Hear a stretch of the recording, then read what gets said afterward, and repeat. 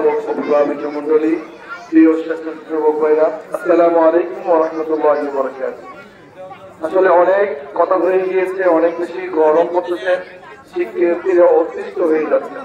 আমরা মা বাবা যারা আছেন তাদের প্রতি আবেদন থাকবে, ইদানিং কালের মা বাবারা সন্তানদেরকে অনেক বেশি বকা দেয়, বিশেষ করে মারা। বিশেষ যারা গ্রামের সন্তান যারা, তাদের যদি আপনারা বকা দেন, তাহলে শহরে যার মা বাবা গুলি আছে তাদের তো পাগলে হয়ে যেতে হবে।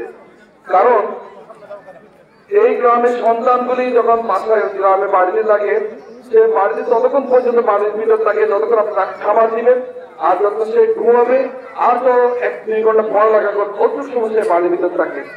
এর ভিতর যখন এরপর বাকি সব সমস্যা হয় উঠানে, না হয় মিলে, না হয় পুকুরে, না হয় গাছের কাছে।